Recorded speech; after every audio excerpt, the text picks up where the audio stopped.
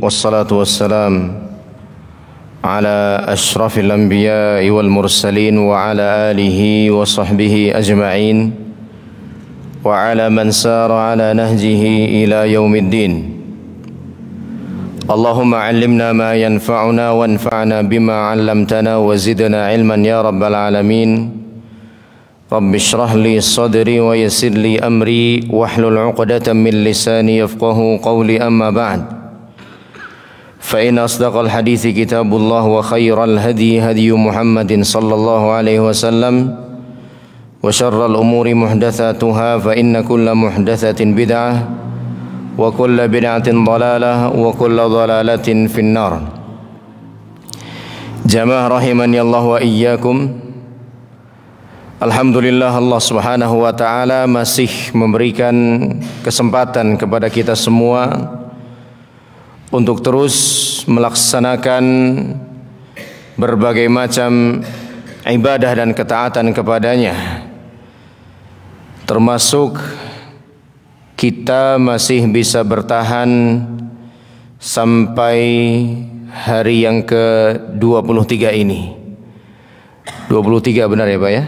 23. Ini semua tentu merupakan nikmat yang sungguh luar biasa agung dari Allah Ta'ala, yang wajib untuk kita syukuri. Jangan sampai kita menganggapnya sebagai suatu hal yang biasa saja, seakan tidak perlu disyukuri, hingga akhirnya wal'iyadzubillah kita cenderung mengabaikannya, wal'iyadzubillah kita cenderung meremehkannya, yang berakibat pada dicabutnya nikmat tersebut oleh Allah Subhanahu wa taala, iyadzan billah. Dan sekalipun kita sudah nyaris berada di penghujung Ramadan, sepertiga yang terakhir, dan bahkan hampir berakhir Ramadan ini, bukan berarti dengan berakhirnya Ramadan berakhir juga kesemangatan kita di dalam beribadah kepada Allah Subhanahu wa taala. Karena mengibadahi Allah Subhanahu wa taala adalah wazifatul hayah, adalah tugas sepanjang hidup kita. Allah Subhanahu wa taala berfirman, wa'bud rabbaka hatta ya'tiyakal yaqin. Dan ibadahilah Rabbmu sampai datangnya kematian. Allah Subhanahu wa taala tidak berkata sampai selesainya Ramadan, tidak. Tapi sampai datangnya kematian. Bahkan terkhusus takwa yang menjadi hikmah di balik syariat puasa ini, Allah pun mengatakan hal yang senada. Kutiba alaikumus shiyam kama kutiba alal ladzina min qablikum la'allakum tattaqun, agar kalian bertakwa. Allah tidak mengatakan agar kalian bertakwa di bulan Ramadan. Allah nggak bilang begitu. Allah tidak menentukan waktunya. Berarti takwa juga adalah tugas kita sepanjang hidup. Itu kata Syekh Muhammad bin Shalih Al-Utsaimin rahimahullahu taala berdasarkan ayat-ayat dan bahkan berdasarkan ijma' kesepakatan kaum muslimin, bahkan juga berdasarkan fitrah sahihah, fitrah yang masih lurus, yang masih bersih, paham dan yakin bahwasanya ibadah dan takwa kepada Allah Subhanahu wa taala adalah tugas sepanjang hidup kita. Bahkan untuk masalah salat pun kan kita tahu, jika kita tidak bisa melaksanakan salat sambil berdiri, maka salatlah sambil duduk. Ketika tidak mampu sambil duduk, maka sambil berbaring. Ketika tidak mampu sambil berbaring, maka dengan isyarat. Tidak bisa dengan isyarat, maka dengan hati. Ada tugas itu terus. Nah, satu hal yang kita butuhkan untuk bisa bertahan sampai akhir adalah keistiqomahan di dalam melaksanakan ketaatan-ketaatan tersebut kepada Allah Subhanahu wa ta'ala. Dan itulah yang insyaallah akan kita kaji bersama di kesempatan di pagi hari yang berbahagia dan diberkahi oleh Allah Subhanahu wa ta'ala ini. Meraih berkah dengan istiqomah. Pertama, tentang berkah itu dulu apa sebenarnya? Berkah sendiri secara bahasa menurut Ar-Raghib Al-Asfahani rahimahullahu ta'ala, beliau mengatakan subutul khairil ilahi fisyai, langgengnya karunia Allah pada sesuatu.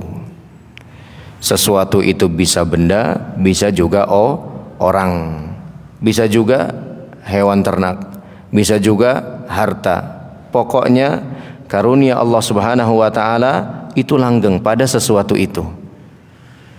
Jika pada orang, termasuk di antaranya adalah ketekunan di dalam melaksanakan ibadah, kontinu. Ibadahnya enggak musiman. Ketika orang beramai-ramai sholat berjamaah di masjid, ikutlah dia ke masjid sholat berjamaah. Kayak 10 awal Ramadan kan begitu, ya. Masjid-masjid ramai dengan jamaah. Mulai 10 yang kedua, masuk 10 yang ketiga, safnya semakin maju, ya. Jamaah-jamaah sudah mulai meninggalkan masjid. Berarti ada, kalau kita tidak mau mengatakan ketidakberkahan, ada kekurang berkahan pada orang-orang tersebut. Karena apa? Kenikmatan sholat berjamaah nggak langgeng pada dirinya, cuma bertahan 10 hari pertama atau 10 hari yang kedua, harusnya sampai seterusnya. Bahkan ketika Ramadan itu selesai pun dia masih sholat berjamaah di masjid. Itu contoh saja. Sedangkan Al-Imam Ibnul Qayyim rahimahullahu ta'ala menjelaskan apa yang dimaksud dengan hakikat keberkahan.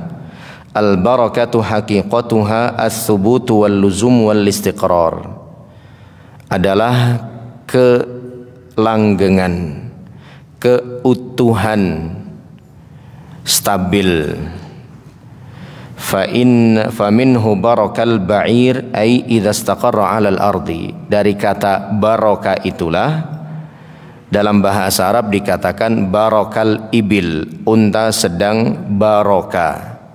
Apa makna baroka? Istaqarra 'alal ardi, menderum di atas tanah, diam dia, anteng.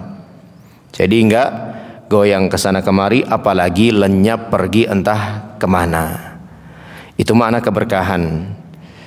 Dan keberkahan pada diri seorang muslim di antara yang paling agung adalah berkah di dalam beribadah kepada Allah Subhanahu wa ta'ala. Dia bisa terus melaksanakan ibadah itu kendati sudah banyak orang yang mulai meninggalkannya. Dia masih terus bisa melaksanakan ibadah itu walaupun kondisi sudah tidak lagi sekondusif di bulan Ramadan. Karena yang menjadi fokus dia bukan hingar-bingarnya awal Ramadan. Kita tentu bahagia saat mengetahui kita sudah memasuki awal Ramadan. Saking bahagianya, nyaris nggak ada orang Islam yang nggak sholat di masjid. Nyaris semuanya bahagia. Tapi kebahagiaan itu perlahan mulai memudar dalam diri orang-orang yang kurang istiqomah di dalam melaksanakan kegiatan-kegiatan yang sesungguhnya akan berguna bagi keselamatan dan kebahagiaan dia di akhirat. Maka hendaknya lah kita mengejar keberkahan itu, salah satunya dengan istiqomah, kontinu, konsisten di dalam melaksanakan ketaatan kepada Allah Subhanahu wa ta'ala, walaupun orang kebanyakan sudah tidak lagi peduli, walaupun sudah tidak lagi berada di bulan Ramadan. Karena sekali lagi, ibadah adalah tugas kita sepanjang hidup, bukan sepanjang bulan Ramadan saja. Kemudian istiqamah sendiri maknanya sebagaimana yang dikatakan oleh Al-Imam Ibnu Rajab Al-Hambali, hiya sulukut tariqil mustaqim wa huwa ad-dinul qawim min ghairi ta'wijin anhu yumnatan wala yusratan. Istiqamah berarti meniti jalan yang lurus, yaitu agama yang benar, tidak menyimpang ke kiri atau juga tidak menyimpang ke kanan. Dia konsisten di jalan yang lurus tersebut, walaupun sendirian. Makanya Ibnu Mas'ud radhiyallahu anhu mendefinisikan yang dimaksud dengan ahlu sunnah wal jamaah adalah man wafaqal haqqa walau kunta wahdaka. Ahlu sunnah wal jamaah adalah siapa saja yang selaras dengan kebenaran walaupun cuman engkau seorang diri. Gak harus ramai-ramai, ya, gak harus ramai-ramai. Kalau memang ada temannya, alhamdulillah, itu lebih memudahkan kita, ya. Tapi kalau pada akhirnya nggak ada seorang pun yang menemani kita, kita tetap harus melanjutkan perjalanan itu, tidak ikut gugur sebagaimana kebanyakan orang gugur di pertengahan jalan tersebut. Beliau juga mengatakan, famata istaqamal qalbu ala ma'rifatillah wa ala khasyatihi wa ijlalihi wa mahabatihi wa mahabbatihi wa iradatihi wa rajaihi wa du'aihi wa tawakkuli alaihi wal i'radi amma siwah istaqamatil jawarihu kulluha ala ta'ah. Fa aslul istiqamah istiqamatul qalbi ala tauhid. Beliau melanjutkan, pada prinsipnya keistiqomahan itu adalah keistiqomahan hati kita, berangkat dari sana. Maka kapanpun hati kita istiqomah di atas rasa takut, rasa harap kepada Allah Subhanahu wa taala, tawakal kepadanya, bersandar penuh kepadanya, maka seluruh anggota badan kita ini juga akan ikut istiqomah. Semuanya berangkat dari hati. Beliau mengatakan, fa innal qalba huwa malikul a'dha. Hati ini ibarat panglimanya, sedangkan anggota tubuh yang lain ibarat prajuritnya, tentaranya. Tentara ya tunduk saja sama instruksi dari komandannya, dari panglimanya. Makanya Nabi SAW mengatakan, inna fil jasadi mudghatan idza salahat salahal jasadu kullu wa idza fasadat fasadal jasadu kullu ala wahyal qalbu. Sesungguhnya di dalam raga kita ini ada segumpal daging. Jika dia baik, maka baiklah seluruh amalannya.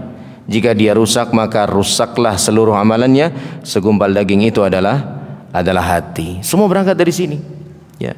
Maka kalau kita mau tahu, ya, kondisi hati kita masing-masing, ceklah lahiriah kita, ucapan kita, terutama ucapan-ucapan yang sifatnya spontanitas.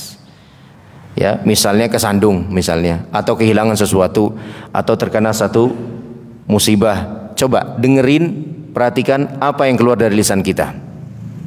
Apakah kalimat-kalimat thayyibah atau celaan? Bahasa sininya apa? Misuh. Tuh dilihat tuh yang keluar apa, kata-kata apa. Yang keluar di sini berangkat dari hati. Makanya aneh kalau ada orang disuruh sholat nggak mau. Kemudian dia bilangnya gimana? Yang penting hatinya. Atau muslimah disuruh pakai jilbab nggak mau, dia bilang apa? Yang penting hatinya. Seakan dia mengatakan yang penting hatinya bersih, nggak pakai jilbab nggak apa-apa. Yang penting hatinya bersih, nggak sholat nggak apa-apa. Loh, gimana bisa begitu? Kalau hatimu bersih, kamu nggak akan nolak perintah Allah. Manakala kamu menolak perintah Allah, itu menandakan bahwa hatimu ada masalah, ada yang nggak beres. Kalau memang hatimu bersih, wahai muslimah, sebagaimana yang kamu klaim, kamu nggak akan menolak untuk disuruh pakai jilbab, nggak akan nolak. Tapi ketika kamu menolak, itu menjadi tanda bahwa ada yang nggak beres sama hati kamu.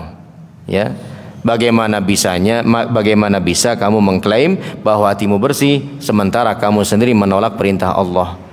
Dan menolak perintah Allah termasuk menolak kebenaran. Menolak kebenaran termasuk kesombongan, dan kesombongan adalah penyakit hati. Jadi kan kronologinya begitu, urut-urutannya. Semua berangkat dari hati. Maka kalau kita mau tahu kondisi hati kita masing-masing, cek aja lahiriah kita dalam berinteraksi, bermuamalah dengan orang lain, berucap, pegang janji, pegang omongan dan lain sebagainya. Itu semua menjadi cerminan apa yang ada di dalam hati kita masing-masing. Dan keistiqomahan adalah hal yang sangat diperintahkan oleh Allah Subhanahu wa taala. Dia memang berat, tapi bukan berarti mustahil, ya. Istiqomah berat, Pak. Bahkan dalam perkara dunia saja kita mengakui istiqomah itu berat, ya. Misalnya Bapak konsisten olahraga pagi, ya, atau lari pagi misalnya. Bagi yang baru mulai, untuk bisa istiqomah setiap pagi olahraga itu kan nggak mudah, ya, berat. Termasuk juga menjaga pola makan yang biasanya segala makanan disikat, ya. Sekarang mulai milih-milih karena kolesterol sudah mulai, ya, asam urat dan lain sebagainya. Itu susah. Istiqomah itu nggak gampang, ya. Istiqomah susah. Yang gampang itu istirahat, ya. Itu gampang. Tapi bukan berarti dia mustahil. Bukan berarti dia mustahil. Kenapa? Karena Allah Subhanahu wa taala tidak mungkin memerintahkan kita dengan perkara yang mustahil. Itu nggak mungkin. Kalau sampai Allah Subhanahu wa taala memerintahkan kita dengan perkara yang mustahil untuk kita laksanakan, berarti Allah telah melakukan hal yang bersifat sia-sia. Ngapain diperintahin orang mustahil kok? Berarti kan sia-sia perintahnya. Dan Allah tidak mungkin melakukan hal yang bersifat sia-sia. Itu nggak mungkin. Sama sekali nggak mungkin. Artinya sekalipun dia sulit, dia tetap masih bisa dilaksanakan. Dan apakah berarti istiqomah itu nggak boleh salah, nggak boleh dosa? Nggak sama sekali. Orang disuruh istiqomah, kita berusaha istiqomah, bukan berarti kita nggak boleh salah sama sekali. Tetap saja kita bisa salah. Itulah mengapa di dalam surah Fussilat ayat ke-6 Allah perintahkan kita istiqomah. Setelahnya Allah perintahkan kita untuk istighfar, ya. Allah Subhanahu wa taala mengatakan, fastaqimu ilaihi wastaghfiruh.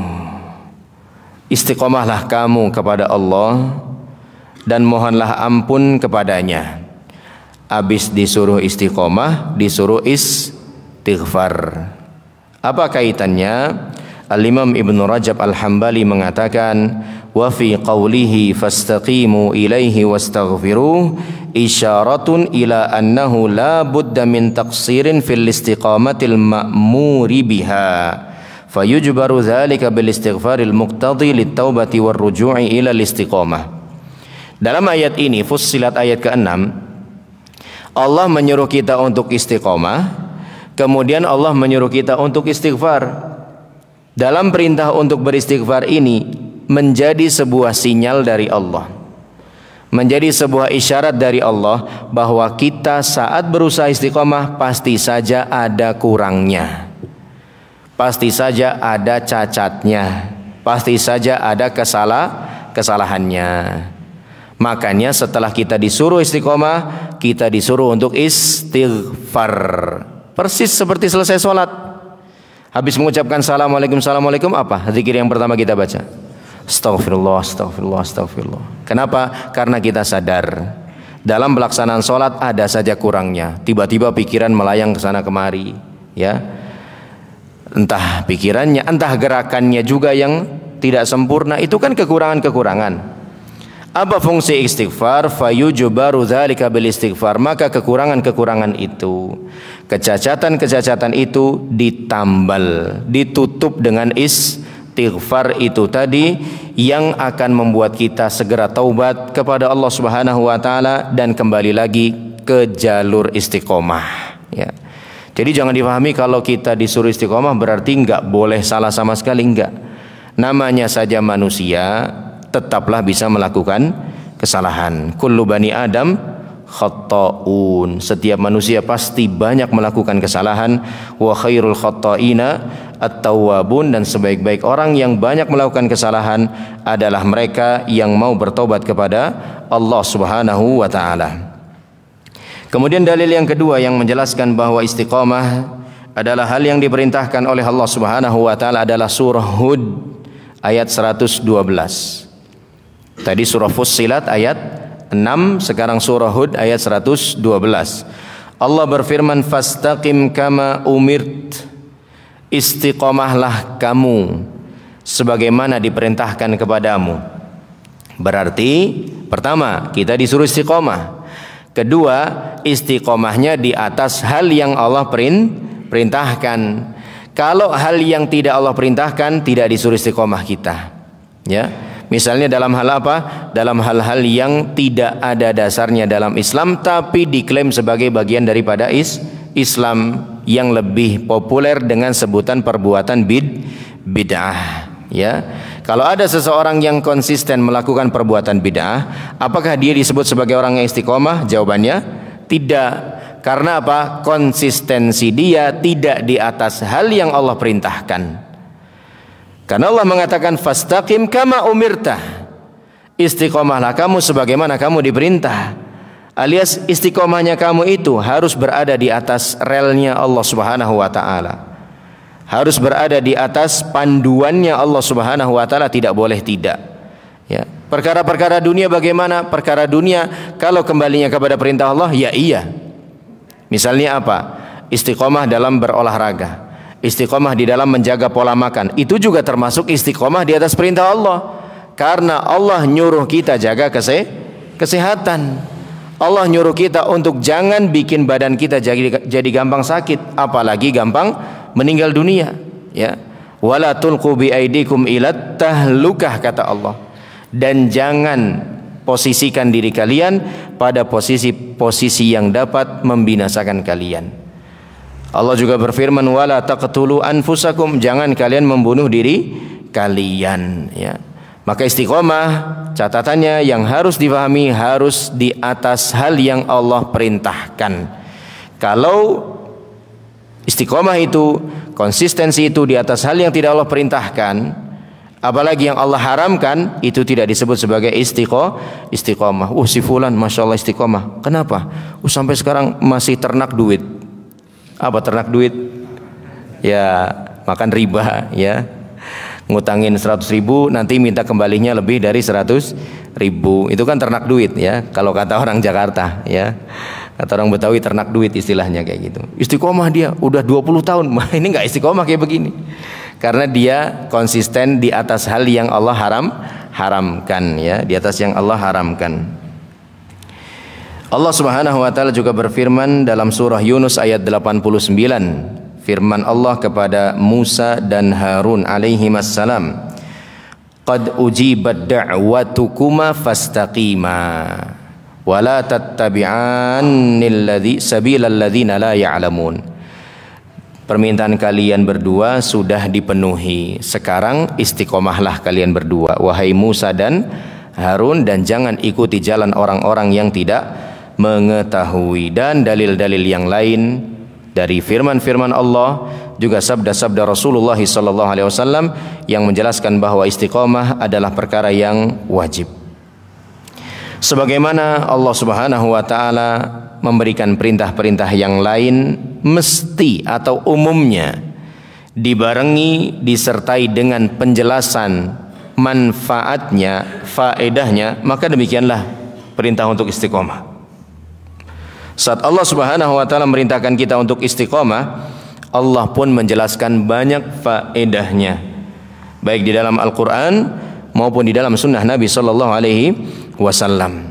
Tujuannya supaya apa? Supaya kita semakin totalitas, enggak setengah hati. bisa benar-benar menjiwai keistiqomahan itu lahir dan batin. Tentu berbeda antara seorang yang melaksanakan sebuah tugas karena dia benar-benar mencintai tugas itu, dia tahu apa yang akan dia dapatkan ketika dia melaksanakannya, dengan seorang yang melaksanakan tugas hanya atas nama formalitas. Hasilnya pasti beda, ya. Orang kalau formalitas ya hasilnya ya ala kadarnya saja, sekenanya saja, bahkan nggak membuahkan hasil yang diharapkan. Sampai-sampai ada orang mungkin komentar ke dia, kamu nih ngerjain ini niat apa enggak sih? Ya, masang baut kok asal nempel aja, nggak benar-benar diputar sesuai dengan dratnya dan lain sebagainya. Kamu nih nggak niat ya? Ya, ini karena apa? Karena dia tidak benar-benar menyukai pekerjaan itu. Karena dia nggak tahu manfaatnya apa atau mudorotnya apa ketika dia tinggalkan. Lain halnya dengan orang yang paham. Makanya sering kali Allah Subhanahu wa taala ketika memberikan sebuah perintah atau menyampaikan satu larangan, Allah sertai penjelasan. Kenapa Allah suruh begini? Kenapa Allah larang begini? Supaya kita paham. Kalau kita paham, kita akan lebih maksimal di dalam menerima perintah atau larangan tersebut. Begitulah hendaknya kita juga ketika memberikan instruksi misalnya kepada anak-anak, ya, anak kita atau anak didik kita, cobalah sebisa mungkin jelaskan faedahnya, jelaskan manfaatnya. Di antara manfaat keistiqomahan yang Allah Subhanahu wa taala jelaskan semuanya atau di antaranya terangkum dalam firman Allah di surah Fussilat ayat 30. Surah Fussilat ayat ke-30. Allah berfirman, innal ladzina qalu rabbuna Allah tsumma istaqamu tatanazzalu alaihimul malaikah alla takhafu wa la tahzanu wabshiru bil jannati allati kuntum tu'adun. Sesungguhnya orang-orang yang menyatakan Rabb kami adalah Allah, saya ini orang Islam, saya ini orang beriman, begitu. Kemudian mereka istiqomah di atas pernyataannya itu, konsisten, dia pegang omongannya itu. Dalam hidupnya dia menjadikan Islam sebagai jalan hidupnya, tidak hanya sebatas identitas, ya. Kalau orang nyebutnya Islam KTP enggak gitu doang. Benar-benar Islam dia jadikan sebagai jalan hidupnya. Apa yang terjadi? Tatanazzalu alaihimul malaikah. Malaikat akan turun kepada mereka membawa kabar gembira, tidak usah takut, tidak usah bersedih, dan berbahagialah terhadap surga yang dijanjikan kepadamu. Jadi yang pertama, orang yang istiqomah akan mendapatkan ketenangan. Ya. Orang yang istiqomah dalam hidupnya akan mendapatkan ketenangan. Di mana Allah mengatakan malaikat akan turun kepadanya. Turun saja? Oh tidak. Tatanazzalu alaihimul malaikatu bis-sururi alaihim wal busyra fi mawatina asibah. Malaikat akan turun kepada mereka di momen-momen yang berat, di momen-momen yang sulit bagi mereka, membawa kabar gembira. Al-Imam Waqi', gurunya Al-Imam Asy-Syafi'i rahimahullah, menjelaskan momen yang berat itu kapan saja. Beliau berkata, al-busyra fi thalathati mawatin. Kabar gembira yang dibawa malaikat tadi akan disampaikan kepada orang yang istiqomah di 3 momen yang genting. Pertama, indal maut, ketika sakaratul maut. Malaikat akan turun kepada orang yang menjalani hidupnya dengan istiqomah, memberikan kabar gembira. Yang kedua, indal qabr, di alam kubur, di alam barzakh. Yang ketiga, indal ba'ats, di hari kebangkitan. Di 3 momen ini orang-orang yang istiqomah akan didatangi, dihampiri oleh malaikat. Dan 3 momen inilah 3 momen yang genting, menakutkan. Kita tentu tahu, mungkin sebagian tidak semua, yang pernah menyaksikan langsung sakaratul maut. Bukanlah kondisi yang ringan. Bapak mungkin pernah mentalkin seseorang untuk mengucapkan la ilaha illallah. Apakah semua yang ditalkin berhasil mengucapkannya? Tidak semua. Ada yang bisa, ada yang tidak. Itu menunjukkan kepada kita bahwa saat-saat sakaratul maut adalah saat-saat yang berat. Dan kita nanti juga akan mengalaminya, masalah waktu saja ini. Bagaimana dan tempatnya. Dan semua kita saat mengalami kondisi itu pasti mengalami ketakutan yang sangat hebat. Ya, jangankan udah benar-benar diambang kematian. Kadang naudzubillah min dzalik, kita berkendara. Nyaris terjadi insiden kecelakaan. Nyaris, benar-benar nyaris. Kalau sampai kejadian fatal akibatnya, itu deg-degannya, ketakutan sudah luar biasa kita rasakan. Padahal kita masih benar-benar hidup itu, ya, belum ada di ambang kematian, belum, nyaris aja, ya. Tapi takutnya sudah luar biasa. Nah, dalam kondisi seperti itu, orang-orang yang menjalani hidupnya dengan keistiqomahan akan dihampiri oleh malaikat dengan membawa kabar gembira yang menenangkannya itu tadi. Ya, apa kabar gembira itu? Alla takhafu wa la tahzanu wa absyiru bil jannah. Tidak usah takut, tidak usah bersedih, dan berbahagialah dengan surga yang telah dijanjikan kepadamu. Apa yang dimaksud dengan tidak usah takut?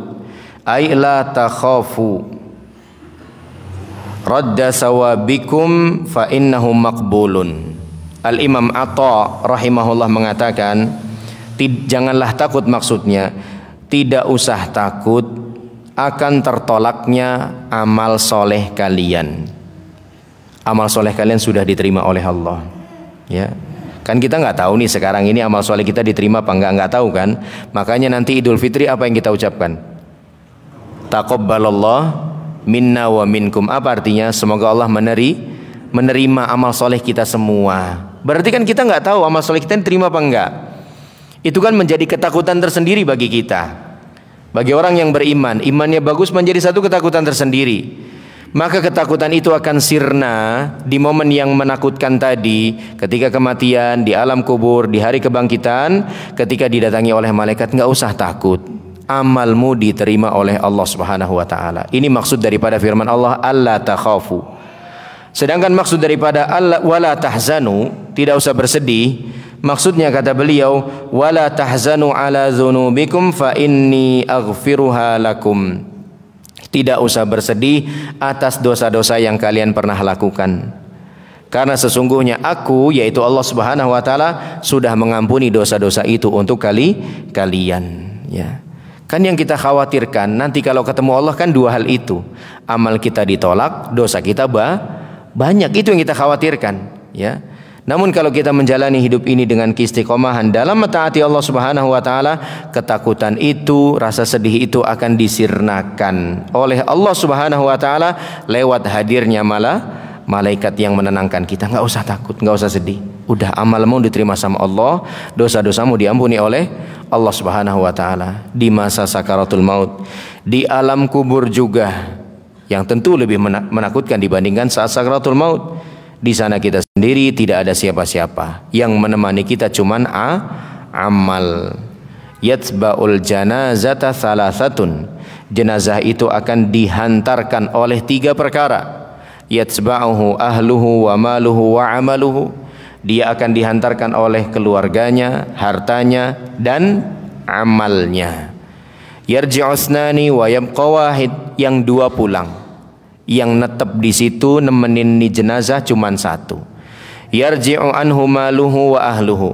Yang pulang siapa dan siapa kira-kira? Keluarga dan harta. Pulang ke rumah lagi. Sesayang-sayangnya ibu ke anaknya, dia pasti pulang. Sesayang-sayangnya anak ke ibu dan bapaknya, dia pasti pulang ke rumah.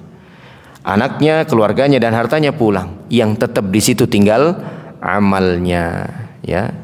Yang kemudian nanti amal perbuatan kita itu akan diubah wujudnya oleh Allah menjadi sesosok orang.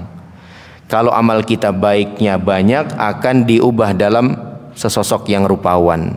Kita pun akan bertanya, man anta, siapa kamu? Maka orang itu akan mengatakan, ana amalukas sholih alladzi kunta ta'mal fid dunya.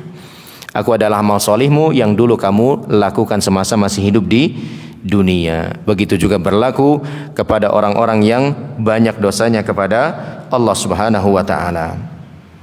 Kemudian faedah yang berikutnya, yang tadi surah Fussilat ayat ke-30, sekarang firman Allah dalam surah Al-Jin ayat 16.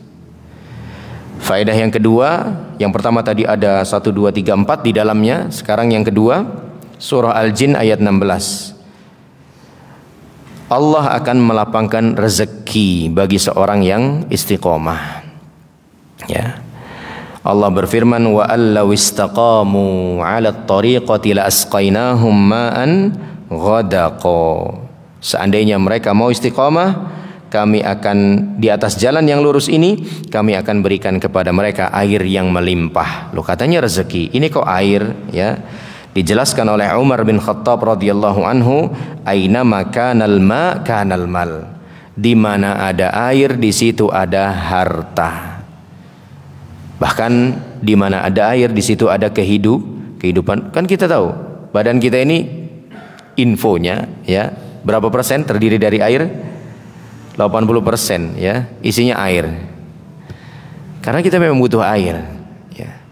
Hingga orang-orang yang istiqomah akan dimudahkan oleh Allah Subhanahu wa taala. Walaupun namanya rezeki bukan hanya sebatas harta, kesehatan juga rezeki. Teman-teman yang soleh juga rezeki. Keluarga harmonis juga rezeki. Keamanan tempat tinggal juga rezeki. Kesehatan juga rezeki. Jadi rezeki itu sangat luas maknanya, cakupannya. Jangan hanya dipersempit bahwa rezeki hanya harta. Kita bisa kumpul di sini juga rezeki luar biasa dari Allah Subhanahu wa taala. Faedah yang ketiga, surah An-Nahl ayat 97. Surah An-Nahl ayat 97. Man 'amila shalihan min dzakarin aw untha wa huwa mu'minun falanuhyiyannahu hayatan thayyibah. Kehidupan yang baik.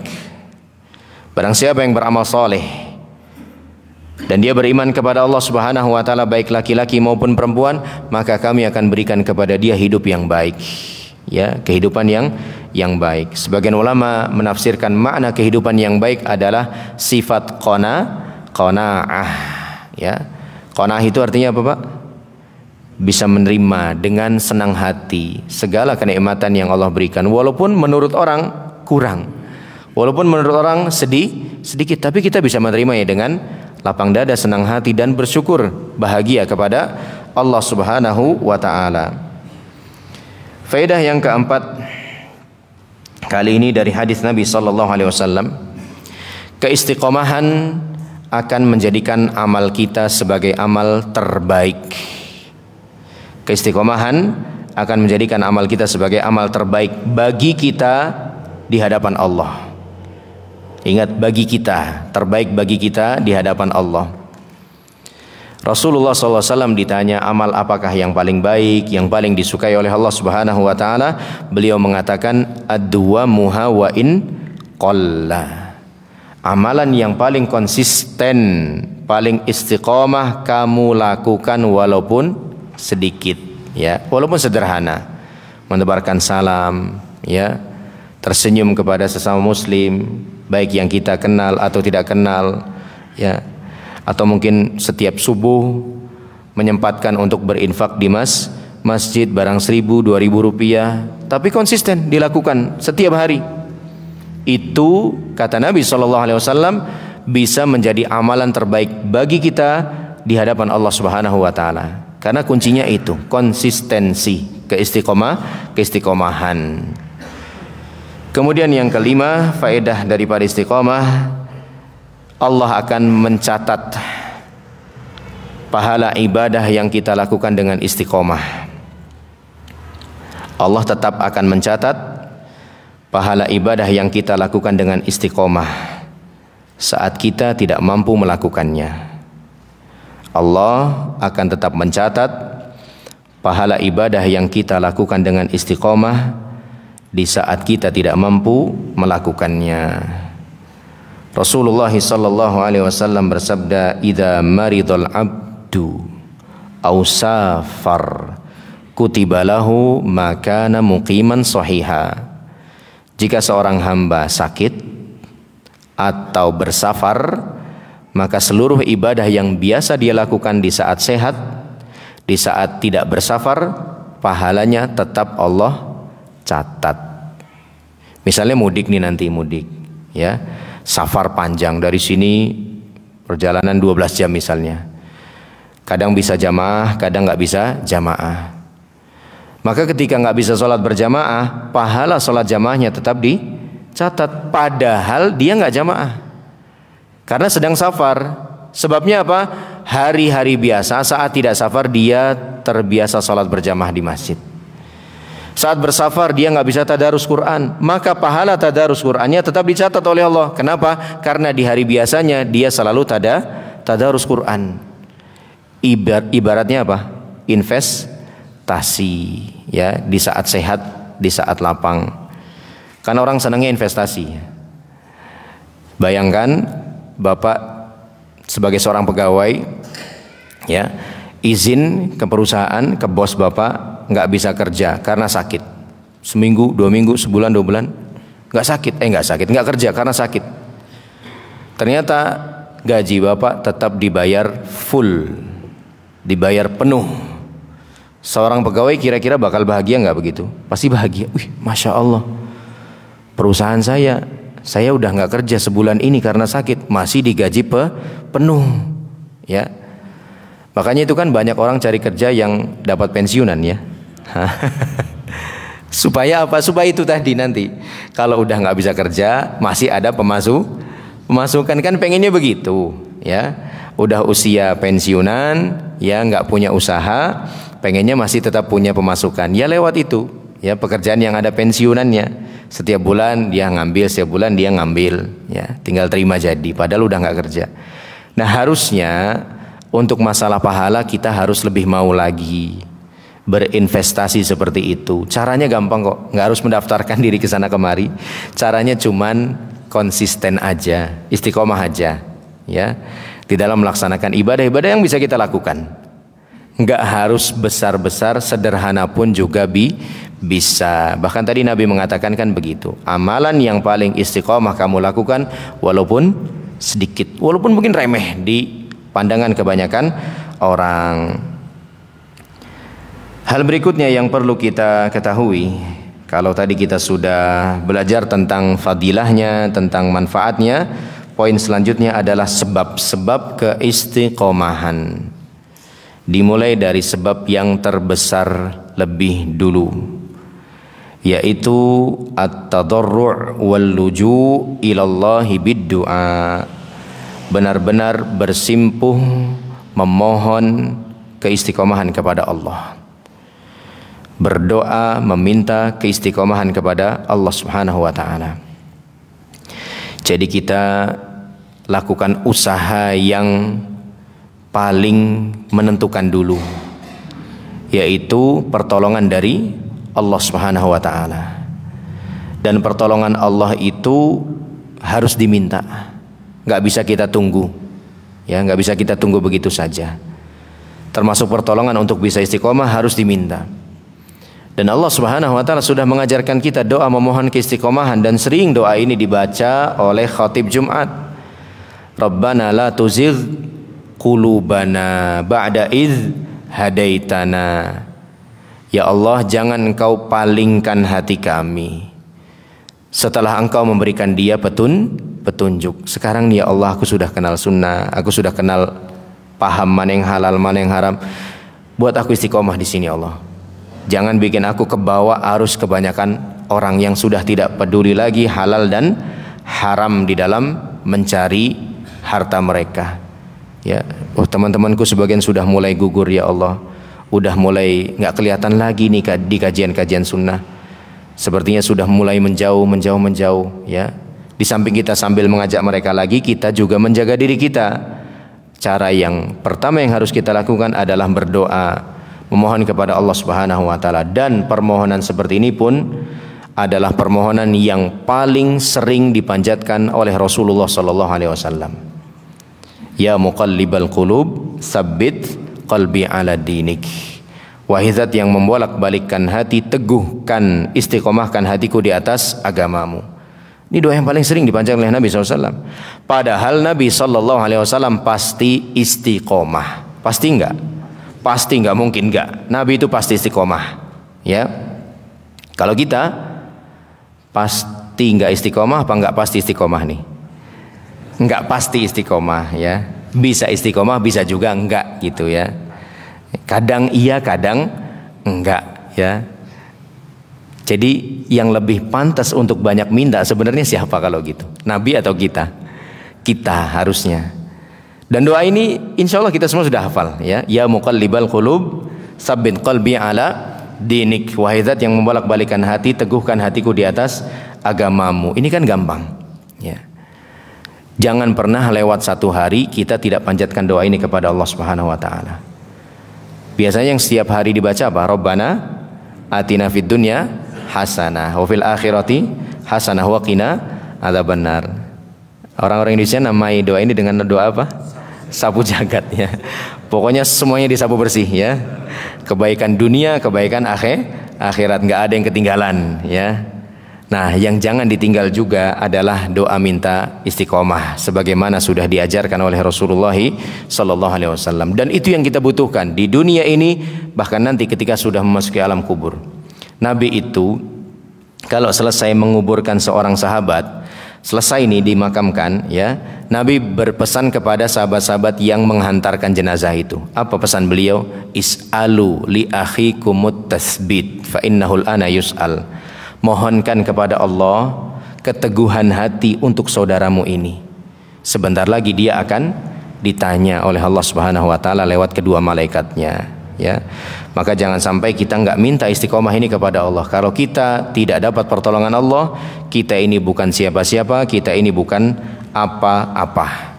Kemudian yang kedua, al-iqtisadu fil ibadati walau wal mudawamati walau 'alal qalil.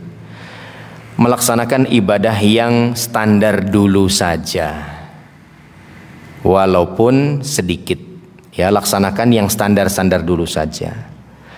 Rasulullah SAW bersabda, alaikum bil amali ma tutiqun.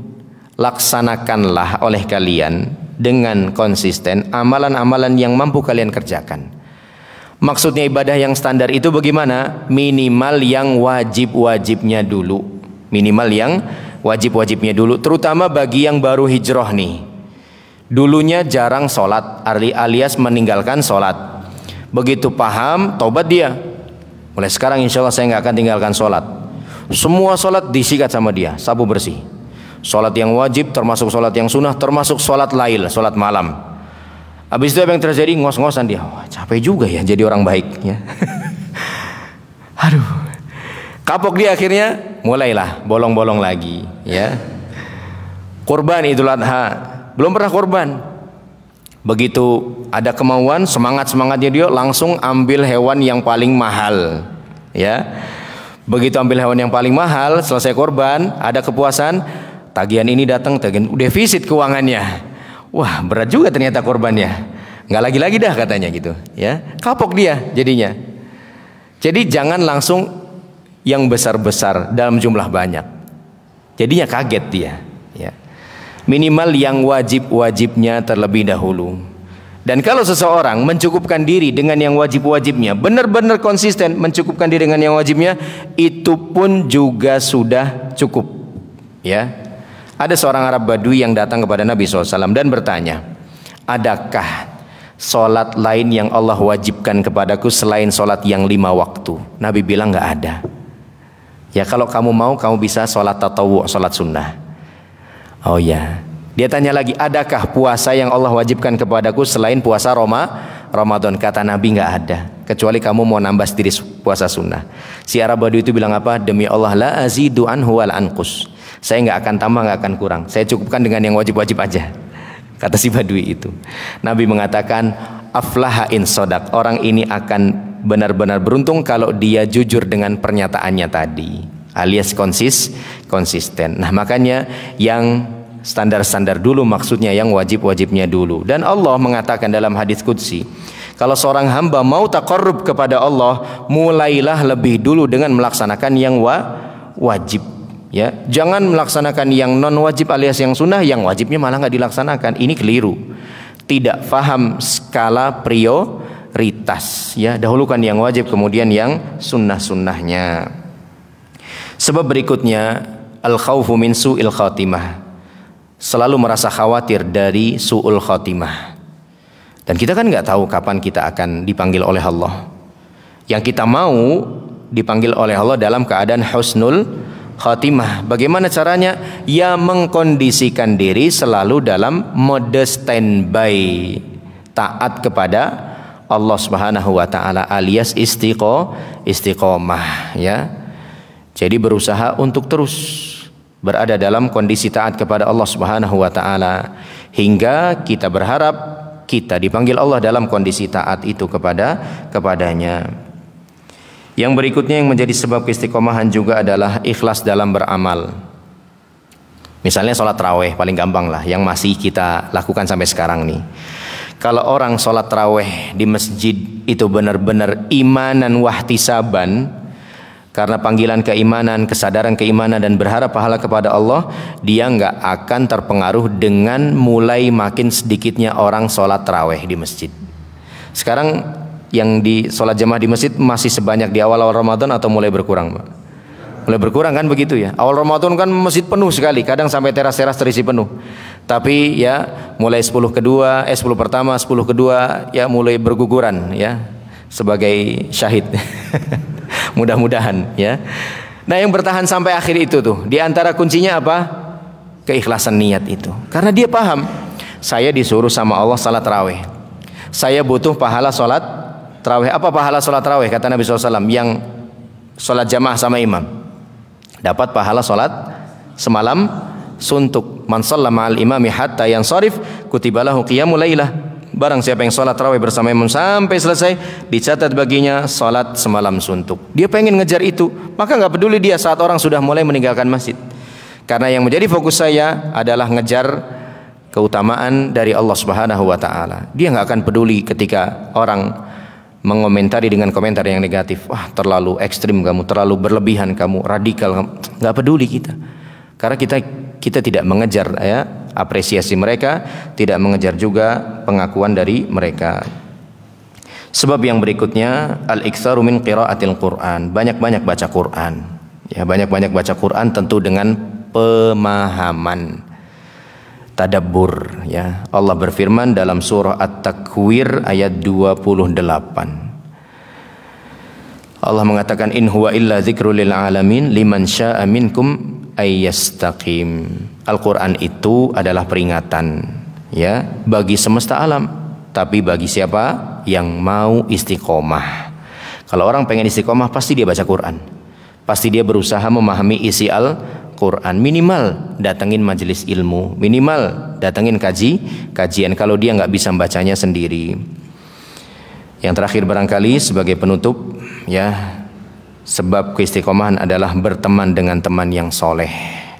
Ya, berteman dengan teman yang soleh. Karena seorang teman biar bagaimanapun memiliki pengaruh yang sangat kuat pada pribadi kita. Ya, kalau orang Arab mengatakan as-sahib sahib. Ya, seorang sahib itu teman memiliki daya sahib. Daya sahib itu daya tarik. Ya, pelan-pelan kita akan ngikutin gaya dia bicara, gaya dia bermuamalah, ya, dan lain sebagainya. Ya, teman yang baik, teman yang buruk sama aja. Kalau Nabi memberikan perumpamaan apa? Berteman dengan teman yang baik seperti berteman dengan seorang pembawa minyak wangi, parfum. Berteman dengan teman yang buruk seperti berteman dengan seorang pandai besi, ya. Kemungkinan bau baju kita, terbakar baju kita. Ya, pernah ada ucapan seorang pejabat negeri ini ya yang mengatakan ya bobroknya sistem birokrasi di negeri kita ya. Satu departemen, dia menunjuk satu departemen. Tentu perkataan dia nggak benar ya.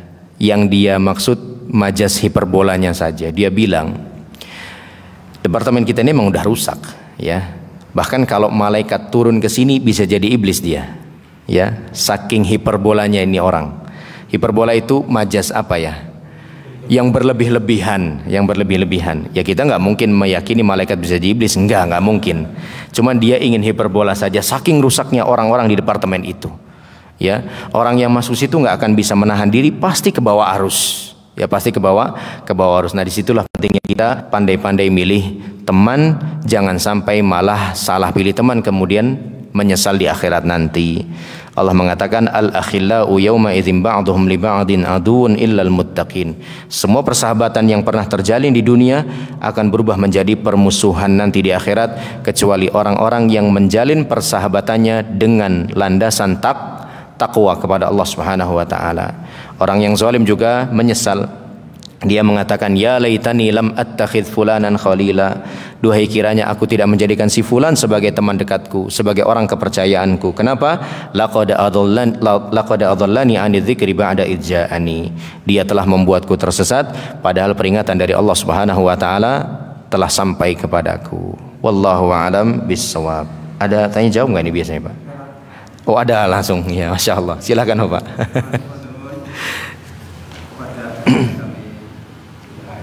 Barakallahu fikum. Yang kami tanyakan adalah masalah puasa yang masih seperti akhir, yang Allah akan menurunkan pahala yang lebih besar pada malam Lailatul Qadar. Setelah terjadinya itu, banyak orang terutama saya atau kemudian pada selepas malam tanggal ganjil, apakah ada tanda-tanda yang bisa dilihat untuk kemantapan bagi orang yang akan menantikan fajar akbar untuk Lailatul Qadar selain kita membaca Al-Quran dan tamat dan lain sebagainya. Terima kasih Pak Dulwur. Berarti pertanyaannya tentang tanda-tanda Lailatul Qadar begitu ya. Yang terjadi di malam tersebut, di antara tanda-tanda Lailatul Qadar adalah malam itu adalah malam yang damai ya. Berdasarkan firman Allah Subhanahu wa taala, salamun hiya hatta matla'il fajr ya. Akan penuh dengan kedamaian hingga masuknya waktu fajar. Adapun di pagi harinya, Nabi SAW mengatakan pagi harinya matahari itu terbit cerah tapi tidak menyilaukan. Cerah tapi tidak menyilaukan. Kayaknya semalam. Yang tidur nyesel deh ya. Ini cerah ya, tapi nggak silau ya. Tapi mudah-mudahan masih begini lagi besok ya. Ada lagi mudah-mudahan ya. Ini masih agak silau dikit ya. Agak mendung dikit ya, biar semangat ya. Ini hari 23 ya? 23 ya. Mudah-mudahan ada 25 nanti atau 27 atau 29 ya. Itu ciri yang paling mendasar ya. Tapi yang jelas ya, yang terpenting bagi kita bukanlah sekedar mencari-cari kapan dia, tapi mengusahakannya. Makanya di antara hikmah tidak diberitahukannya kapan pastinya Lailatul Qadar terjadi. Walaupun ada beberapa riwayat yang mengatakan dia di malam ganjil, bahkan ada yang sampai lebih spesifik lagi 27 ya. Tapi tetap saja dia merupakan hal yang rahasia. Di antara hikmahnya agar kita lebih bersemangat. Kan kita kalau nggak tahu kapan dia terjadi akan kita sapu bersih ya. Udahlah semuanya, daripada ntar saya lewatin ternyata di malam ini ya. Tapi kalau dikasih tahu pasti di malam 27, apa yang terjadi? Malam 1 sampai 26 kosong masjidnya ya. Tarik ditunggu 27 ya. Itu kan 1000 bulan, lebih daripada 1000 bulan enggak ya. Nah, itu yang lebih penting adalah berusaha mencarinya, dan orang-orang yang sungguh-sungguh mencarinya pasti akan dipertemukan oleh Allah Subhanahu wa taala. Walladzina jahadu fina lanahdiyannahum subulana. Dan orang-orang yang sungguh-sungguh menempuh jalan kami, meniti jalan kami, pasti akan kami berikan petunjuk ya. Dan di antara sarana yang paling berpotensi membuat kita berjumpa dengan Lailatul Qadar adalah dengan beriktikaf. Yang afdolnya 10 hari terakhir, itu paling afdol. Kalau nggak bisa minimal malam harinya aja diambil.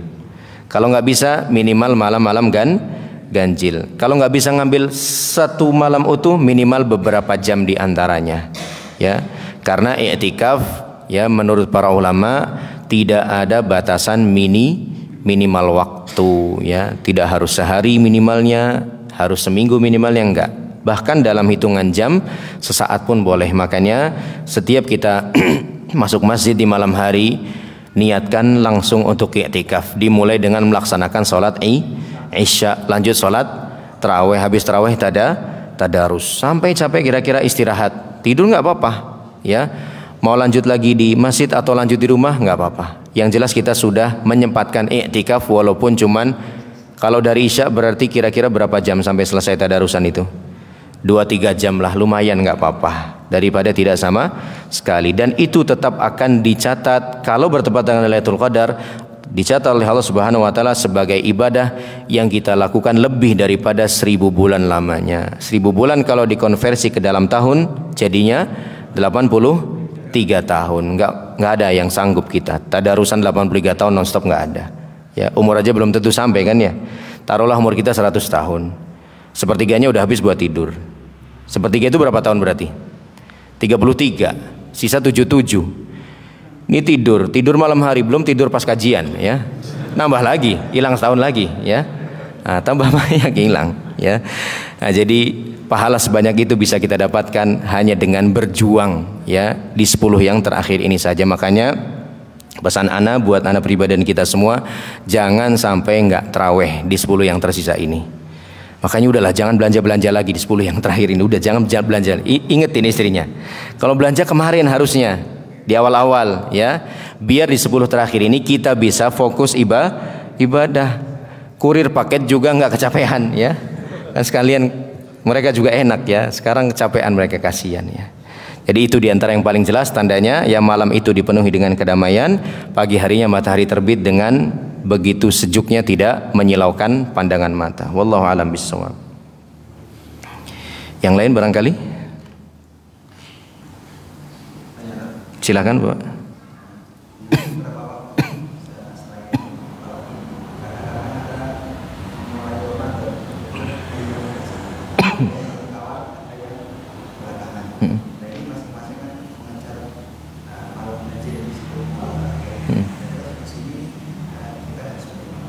Patokannya yang punya siapa gitu ya. Patokannya yang mulai duluan apa yang mulai belakangan ya. Belum lagi ada yang Rabu Wage lagi nanti ya, Aboge ya. Belum lagi yang saliran macam-macam Indonesia. Patokannya punya siapa? Ya wallahu alam bisawab ya. Masalah perbedaan waktu itu kan bukan cuma masalah penentuan awal Ramadan saja ya. Masalah hari kiamat nanti juga. Rasulullah SAW bilang hari kiamat terjadinya hari apa? Jumat yang mana? Jumatnya siapa? Kita udah Jumat, Saudi udah Jumat belum? Selisihnya berapa jam kita sama Saudi? 4 jam kan? Sementara pergantian hari dalam Islam itu dihitung sejak kapan?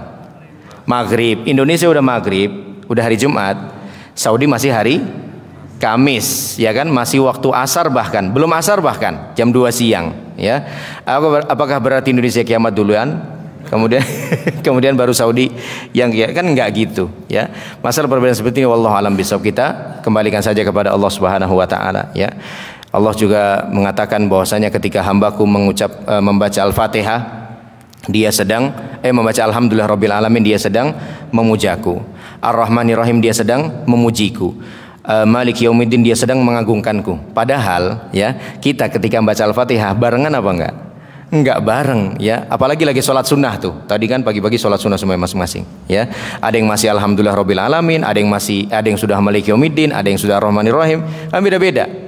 Gimana cara Allah jawab? Ya wallahu alam, Allah Subhanahu wa taala yang tahu ya. Maka untuk masalah perbedaan waktu yang bersifat gaib seperti ini ya sudah, kita kembalikan saja kepada Allah Subhanahu wa taala. Yang menjadi fokus kita adalah berusaha mencarinya ya. Terlebih ada perbedaan waktu seperti ini, kita semakin yakin bahwa kita harus benar-benar maksimal di 10 hari, bukan hanya di malam-malam yang ganjil saja. Wallahu alam bishawab. Silakan. Zakat itu afdolnya 3 hari sebelum hari malamnya itu. Ya, waktu afdolnya penunaian zakatul fitr adalah malam Idul Fitri. Itu waktu afdolnya karena sudah masuk waktu wajib. Sudah masuk waktu wajibnya. Adapun waktu bolehnya ya, waktu bolehnya yang paling rajih mazhab Imam Malik dan Imam Ahmad rahimahullah taala, sebagaimana ini yang juga biasa dilakukan oleh para sahabat, Ibnu Umar dan yang lain sebagainya, adalah Hamin 2 Idul Fitri. Besok ini perkiraan prediksi hari apa? Senin, berarti Hamin 2-nya Sabtu, itu paling cepat ya, Hamin 2.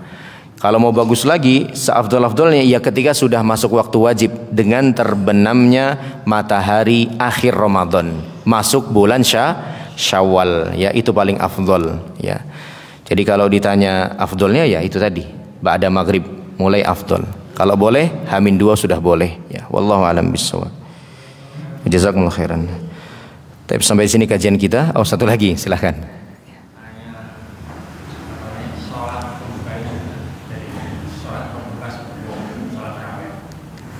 Wallahu a'lam bishawab, Anda tidak tahu, ya.